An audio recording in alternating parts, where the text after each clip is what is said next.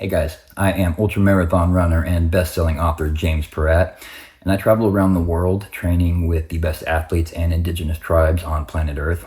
And my latest trip was to Iceland to train with Hafthór Björnsson. You may know him as the Mountain from Game of Thrones, but he is also the strongest man on Earth. So I sat down with him to ask him what mistakes most people make in the gym that keep them from getting stronger, what it's like being the strongest man on Earth, and much more. And then I trained with Hafthor and his team of Icelandic strongmen, so I can train like a legitimate Viking warrior.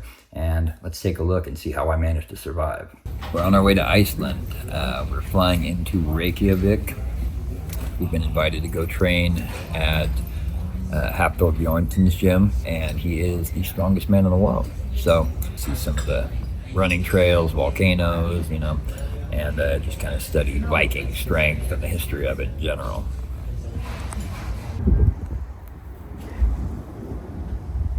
So I flew into Reykjavik, Iceland from Seattle, which is actually a surprisingly short flight. It was like 6.5, 7 hours going over there. And we did an overnight flight, so I got a couple hours of sleep on the plane, and then I was ready to hit the ground running when we touched down in Reykjavik. However, first stop, I had to head to the grocery store because the protein powder that I ordered and planned to take on the trip didn't arrive in time. So I figured it was a good chance to get into an Icelandic grocery store and see how everyone was eating, see what everyone was doing. All right, so what do you have there? Protein, whey protein. Forgot to pack my transparent labs from home, so we are here in the Rona grocery store, finding some whey and finding some other cool stuff. What do they got here? I honestly don't know because I don't read Icelandic, but it looks yummy. So we're just going to start buying some random stuff and then take it back to the hotel and eat. So we got the way, that's what's important. Now, Hafthor is the owner of Thor's Power Gym in Reykjavik, Iceland. And if you ever find yourself in Iceland, I highly recommend you go and stop by.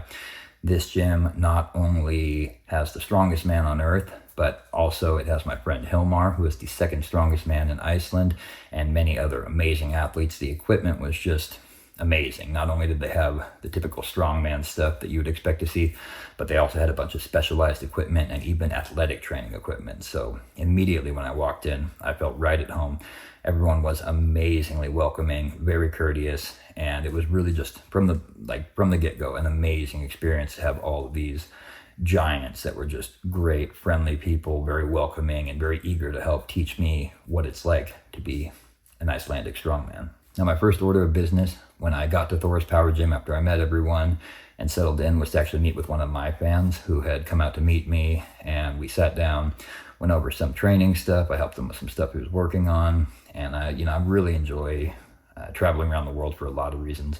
So I had a really good time sitting down with Andrea, taking some time to show him how I train and how I like to do things through my company, Wild Hunt Conditioning. We train tactical personnel all around the globe. And then after that, I jumped into a legitimate Viking strongman workout. Now, it just so happened that I showed up on deadlift day, and it doesn't really matter that I had only slept 2 hours on the plane and that I haven't done a heavy deadlift in 2 years. I was not going to miss out on that. And again, I normally do a lot of my heavy deadlifting from the sumo stance, but strongmen do all of their deadlifting conventional with their feet closer together. So despite all of this, I still was not going to miss the opportunity to get in on a deadlift workout at Hafthór Björnsson's gym. So after I finished my first workout with them, my beautiful camera woman and wife sat down with Hilmar, Iceland's second strongest man, to get his thoughts on what it's like to be an Icelandic strongman and what it's like to have me pop in to train with them. Hi, my name is Hilmar, and we are at Thor's Power Gym in Iceland. Well, I've been showing him the other side of the strength training, which is the strongman, which is, the national sport of Iceland, I would say, and there's a lot of culture here in strength training, mostly lifting rocks and stuff. So I've been showing this side of it because he has clearly met many of the biggest names in the powerlifting world. I know that, and they have taught him a lot, but maybe he's not gotten really introduced to strongman until now. But he has been really open to it and with a lot of questions, and yeah, this is fun. But I also know he was telling me he used to run for like 24 days straight and shit, so that's the same mental attitude you need for lifting heavy, you have to be kind of crazy, and it definitely is crazy enough. What are some things that help your mindset when lifting? Well, the thing you cannot doubt. You know, cannot have no doubt in your body about yourself. That voice, you have to shut it down. And mostly we talk about it like your mind should be turned off, but in a way that's the flow. You know, you're not thinking, you're not thinking, you're just really focused. And this negative voice on your shoulder has to be silenced, otherwise you won't make the lifts. Are there any specific mechanisms that you train to make you stronger or better at any of your lifts? Well, yeah, basically it's a progressive overload, you know, and that works for strength athletes. I think it works also in cardio. You just push the boundaries a little bit more every time, but you still have to be smart about it, you know. You don't make too much jumps and allow your body to recover so you can continue to push the envelope, you know. James had shown you a different type of cardio workout on Yes. the bike. What did you think about that? Wow, I gave it a try. I promised him I was gonna do it, and it was everything I expected it to be. So it's so funny, usually for a strongman, the most movement to do is 90 seconds. But now, to feel better doing that, you have to do this high intensity training. And he's just told me about this one exercise on a salt bike which takes 22 minutes. I thought I would never finish it, but I did it with ease. And as she said, the day after, I was just recovered. There was nothing I had to recover from. So, good stuff. Wonderful. And do you think you'll continue adding that into your training? Absolutely, not a question. For health and performance. Now, Iceland sometimes has a reputation of like a far northern frozen island, but in truth, it is one of the most beautiful landscapes I've ever seen in my entire life. In fact, Hollywood studios often go to Iceland to film scenes set on beautiful alien worlds because, I mean, there really is no other way to describe it. The beauty there is otherworldly. There were massive waterfalls, there were lava fields, there were massive herds of horses and sheep that have been there undisturbed since the 9th century. I mean, there is just nowhere on earth you can go that's going to match Iceland's exotic beauty, in my opinion. And of course, when I go somewhere, I always try to eat exactly as the locals do. We have here some traditional Icelandic seafood stew. Let's see what we got in here. Wonderful. Icelandic orange soda. And Iceland is notable for its amazing cuisine, with one exception. You may have heard of pickled shark. It was voted the worst tasting food on planet Earth. And it's a traditional Viking staple that is made by taking pieces of shark meat, and rather than pickling them in like a jar of vinegar, like a lot of people do, you simply hang them up and let them essentially dry rot. And as I mentioned, this is by consensus the worst tasting food on planet Earth. So naturally I had to go give it a try. What are you eating there? This is fermented shark. It is not only Iceland's most famous fermented meat dish, it is also widely considered the worst tasting food on the planet. And to be clear, this is not fermented like you would ferment like kimchi or kombucha.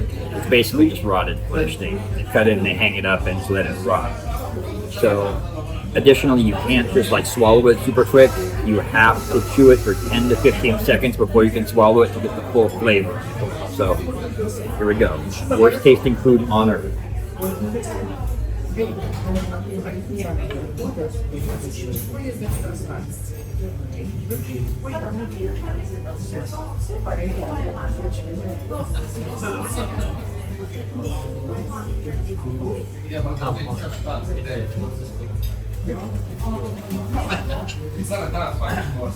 Not my favorite thing I've ever eaten, but definitely not the worst thing I've ever eaten. I think maybe whoever said it's the worst tasting food ever might just have never been poor or lived in poverty. I've eaten worse things than that for sure. Probably won't be ordering again though. There's a pretty strong ammonia tasting finish. It's like kind of chemically in your mouth. Not too bad. It's really not too bad. People make too big of a deal of that. If you come to Iceland, definitely try the fermented shark. Let me know what you think. Or if you've tried it already, let me know in the comments below. I didn't think it was too bad, honestly. Also, maybe that's just because I'm part Icelandic. It could be a genetic thing. But I think probably people are just making too big of a deal of it. Not bad at all. I picked up an obsession with the sauna during this trip to Iceland. And it wasn't the first time I'd used one. I first started using one back a couple of years ago when my friend Martin Sensmeyer invited me to a sauna session, and you may recognize him as the Comanche warrior on the Yellowstone show 1883, or from his role in the Magnificent Seven along Denzel Washington and Chris Pratt. But this trip to Iceland and learning that my new buddy Hafthor had one in his house really made me curious about the truth and the history behind the sauna. So here's what I learned. Humans have been using the sauna for at least 7,000 years. We know this because the Proto-Finnish word sauna has been in use that long. Originally, they were made from earthen blocks or wooden huts or even just hide stretched over wooden frames. But Vikings and Native Americans used the sauna for hygiene, health, pre-battle rituals, and even giving birth because they were so hygienic. Modern science explains why they've been so popular for thousands of years also, with Finnish studies showing a 40% decrease in all-cause mortality, including cancer. Saunas even boost white blood cells that help fight infection and other illnesses too. And these same studies show that HGH can increase 2 to 5 times over baseline after just 20 to 30 minutes in a hot sauna. And yes, it's a temporary boost, but if you ask me, that's just way too massive to ignore. They also decrease cortisol, which in turn drops body fat percentage and improves cognitive function. They accelerate recovery by relaxing muscles, enhancing blood flow, and increasing heat shock proteins, without disrupting your natural recovery cycle like a cold plunge does, of course. The sauna even improves cardiovascular health by improving circulation and lowering blood pressure and supporting general heart health. I just got one for my home gym, and the one I got is top of the line. It's made of pure hemlock wood, it's built without glues, and has low EMF because it has a built-in Faraday cage. But it's a pretty big investment, so I definitely encourage you to do your own research. However, if you're interested in getting a high-end sauna like mine, I got it from Heavenly Heat. If you decide to pull the trigger on one for your home from Heavenly Heat, use code WILDHUNT and you will save a ton of money. And if you're a gym owner and you decide to get one for your gym, it's actually free because it's a completely valid tax write-off, just like any other piece of equipment. So after that, I finally had a chance to sit down with Hafthor and talk to him about what it's like to be the strongest man on earth, what mistakes people are making in the gym that prevent them from getting stronger, as well as the secret to his mental strength. Because there's one thing that ultramarathon running and strongman competition have in common. It is they require an immense amount of mental strength, not just physical strength. So my sport of ultramarathon running and your sport of strongman both require a lot of mental strength. Yeah. How important do you think that is to be at the top 1% of what you're doing? I think it's extremely important because like there are times, moments where you doubt yourself, moments where you want to quit, and if you have a strong mentality and strong willpower of just pushing forward, you are going to achieve better things and you're going to get further in life. And that's same in your sport and mine. There are going to be moments where you want to just be on the cuts, Right. not go train, not go run, 100%. But you have to do it. Just, even though, yes, it's nice to be on the cuts and just chill and take additional rest day because your body's aching, you're feeling awful, whatever. It could be a lot of reasons, but those that believe in themselves, those that keep going, keep moving forward, those are the ones that, see the big results in the end, It's all about staying consistent, and working towards a big goal. And I'm a big believer in having small goals, and then all those small goals become a big one. I could not agree more, truly. And then, like you touched on that, I think that really applies to people in everyday life. You're struggling, maybe you got depression, things aren't going your way at work. If you just had like a small piece of advice for people like that, what would it be? Great question. And a lot of people obviously deal with mental, we all deal with some kind of demons, the life is it's a big journey. No one is gonna go through life where we're all just happy, and there are gonna be ups and downs. And when you're going through tough times, just remember there's a light in the end of the tunnel. Just keep going, and keep fighting through those battles. It will be tough sometimes, and I've dealt with some mental challenges myself, and the biggest thing that I find helps me personally, just talk out of experience myself, is to lean on the people that I love, my people, and get support from them, and then just realizing that if you just keep going day by day, eventually you're be better. It's never gonna always be downhill, you know. Yes, we have our days, you know. I have my days, you know. I'm a human as well, you know, even though people might think, oh, That's true. Hafthor is this big giant of a man that is just tough and he goes through everything. No problem, that's nonsense, you know. I go through hardships myself. And, you know, just being willing to lean on those that are close to you, seek help, talk, is the most important thing. I agree. And you and I are both family men, big on community. Yeah. So, I mean, I think a lot of people overlook that as a part of strength. They think I could just, you know, I just try to lift more, but they neglect the mental or the, you know, the heart, you know. And so I think that's a hugely important piece. Absolutely. You know, men especially, they try to hold their feelings inside and they try to be the shield for the family. They try to be the tough, but you know, we have also our feelings and we have to be able to communicate and address those feelings, because a happy home is a home where there is a good communication. I agree. Where everything flows well and everybody's on the same page. I agree. My wife and I actually go to marriage counseling even when things are good. Once a month, it's like a check-in. I think if you lift, you know, we maintain our muscles and our mind, why not our relationships and our hearts? So I think that's great. That is amazing and great role model, you and your wife, to other people, because even though things are running smoothly, you still want to be better. You still want to improve, always. Well, you wouldn't become the strongest man in the world if you were satisfied with a 300 kilogram deadlift, right? Right. But it applies to everything else in life. Everything. So super easy one.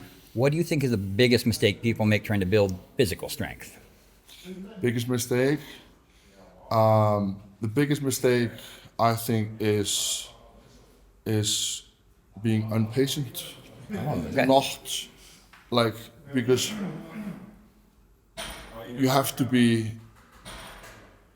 It takes time to build something great and to see progress. A lot of people go to the week for a week or 1 month, and then they give up because they don't see the results right away. Yeah.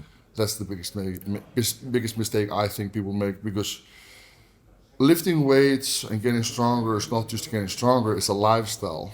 You gotta live that lifestyle to be healthy, to feel better. Right. So I think, just speaking personally, one of the things I admire most about you is the mental side of what you do, because I think people underestimate how difficult it is.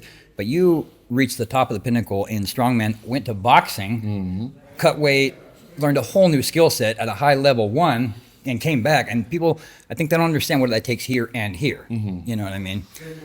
Last question, super easy one. What's your favorite Transparent Labs protein flavor? Mine is blueberry pancakes. That's a great one. Funny enough, so I have this specific shake I make. I want this recipe. Yeah, super simple one, but I use 200 grams of frozen strawberries, 500 milliliters of whole milk, sometimes some oats, peanut butter, and then I have strawberry, milkshake strawberry, whey protein in it, and it just tastes amazing. It's like a dessert. Yeah, no, that's what she likes, the strawberry. When they send the box out for us every month, she's like, make sure there's strawberry in there. Yes. And I do. Yeah. What do you think, an ultra runner my size, what do you think the most amount of calories I've eaten in one day is? What would you say? You know, I think that you'll surprise a lot of people. I think you can eat. I think I've done about 10,000 during races. Yeah. I was gonna say that. You know, I think you're a guy that can eat. You know, so because size is not everything. I've seen some small people been able to eat a lot of fucking food. Have you seen those fucking the hot dog eating, the little Japanese guy in the hot dog eating contest? I haven't seen it, but there's a lot of, like, I've seen some women, small women, you know, being able to out eat man my size. So it's not all about size. Well, that was actually so the best hot dog eating champion in the world. He ate like 50 in a minute or something. 15 in a minute? Yeah, literally, he's doing this like, and but he was a small Japanese guy, but he started lifting weights, and he was found he was able to eat way more, and glycogen shuttling probably. But he came out for one competition the next year, all bodybuilder jacked, and and everyone's like, what happened to him? But he just lifting weights, eating. Wow. Yeah. All right, brother. I'll let you go. Thank you again. I really appreciate it. Thank you so much, guys. Talking with Hafthor and seeing how friendly and humble he was, despite being in such a unique position as the strongest man on earth. And it really left an impression on me. And it reminds me that strength is more than just a physical thing. I mean, strength is also mental fortitude. It's also generosity, empathy, kindness, because those things aren't easy. And when you think about how when you're frustrated or angry, it becomes very difficult to be kind, to be patient, to be a good teacher. You can see why, I think that requires strength to hold to those principles even when it's not easy. And I was very impressed with his ability to do so. I really thought he was an incredible dude. And he was extremely welcoming to me, even though he had never met me before and really had no reason to be. So talking to him, it really just drove home how important it is to embrace strength as an idea as a whole, not just as a one-dimensional thing that you do in the gym. He's the strongest man on earth, and he is still kind, humble. He's a great teacher. He's an amazing host. And we had never met before this. And so he really had no reason to be so welcoming or so kind, but he went out of his way to do so. And it really left a positive impression on me. So our trip is concluding. I am here at the Keflavik airport. And I just wanted to share some of my thoughts on the trip with you guys, some of the things I learned and saw. A couple little things. I'm definitely going to be integrating the pause deadlift into my deadlift routine, because that is the secret weapon of Hafthor and the guys at his gym. It is just a brutal exercise, but by training the part of the deadlift where you're weakest, that's how you become stronger. My observations on Iceland altogether, it is one of the coolest places I've ever been, and by far the healthiest country I've ever seen. I think that is in large part due to three things. First, people get out and walk a lot. Either they're walking somewhere as pedestrians, or they just go for a nice walk outside after a meal. Even when it's cold or not nice, they're still out walking. Additionally, the diet. Not just the meals in the restaurants, but in the grocery stores, wherever you go. It's high protein and it's whole food based. People are eating meat, lamb, beef. They're eating skyr, like an Icelandic. Technically it's a cheese, but it kind of tastes like Greek yogurt, except for it's healthier, has more probiotics and stuff in it. And then finally, everyone we talk to uses the sauna. And that really made an impression on me, because when I started looking into it, I saw really not just for athletic performance, but long-term health, how important that can be. So I already ordered a sauna. I can't wait for it to come in. We're going to have one at the house, and I'm going to make it a big part of my routine. However, the most important thing I noticed for sure, or most meaningful thing, is the way that strength and kindness went hand in hand, almost like they come from two rivers springing from the same well. I thought it was really cool how the people that we met were some of the strongest humans on earth, but they were also some of the kindest and most compassionate. And it really, in some ways, kind of checked my game. And I realized that that's something that the kindness muscle, so to speak, is something I really, really want to build up and train, almost like, training strength, speed, or endurance. It's like there's other parts of the human consciousness and experience that matter, and you can train those things, and not just physical strength and mental strength, but kindness and empathy and generosity. And so that's coming away from all this trip and spending 10 days with the strongest men on earth. That's the thing that made the biggest impression on me. So all in all, this was just an amazing trip, and I really, really recommend that if any of you ever make it up or get the chance to make it up here, you take it.